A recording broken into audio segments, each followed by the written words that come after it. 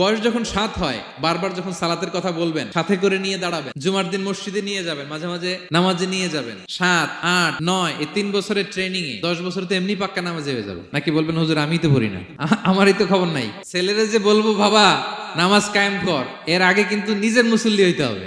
নামাজের ব্যাপারে no consideration, কোনো ছাড় নাই। সালাত আপনাকে পড়তেই হবে যে কোনো পরিস্থিতিতে। এজন্য 7 বছর বয়স থেকে বিশ্বনবী ওয়ার্নিং দিতে বলেছেন। 10 বছর বয়স হলে প্রয়োজনে রূঢ় আচরণ করো, শাসন করো, প্রয়োজনে মৃদু প্রহার করো। অনেক ফ্যামিলি আছে নিজেও নামাজি, ছেলে মেয়েদেরকেও নামাজের কথা বলে পড়ায়। জোহর পড়তে দেয়, আসর পড়তে দেয়, মাগরিব পড়তে দেয়, এশা পড়তে দেয়, ফজর পড়তে দেয় না। ফজর নিয়ে টেনশন নাই। কেন? আমার কলিজার টুকরা সন্তান ঘুমায় হুজুর, কাঁচা ঘুম কেমনে ভাঙাই। যে বাবা মারা মনে করে সকালে কিভাবে ডাকি, উঠতে চায় না হুজুর, কাঁচা ঘুম কষ্ট হয়ে যায়।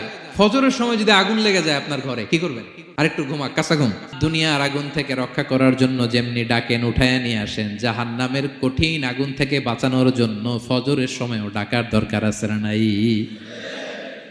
দুনিয়ার আগুনের চেয়ে কমপক্ষে 70 গুণ বেশি তেজওয়ালা। বিষ্ণু বলেন নারুকুম তুকিদুন, যে আগুন দিয়ে কিচেনে রান্না করো, জাহান্নামের আগুন কিন্তু এই আগুন নয়। জাহান্নামের আগুন দুনিয়ার আগুনের চাইতে কমপক্ষে 70 গুণ বেশি তেজওয়ালা। তাহলে ফজরের সময় ডাকবেন তো ছেলে মেয়েকে, হ্যাঁ, নিজেও পড়বেন, ছেলে মেয়েদেরকেও ডাকবেন। আকিমিস সালাহ,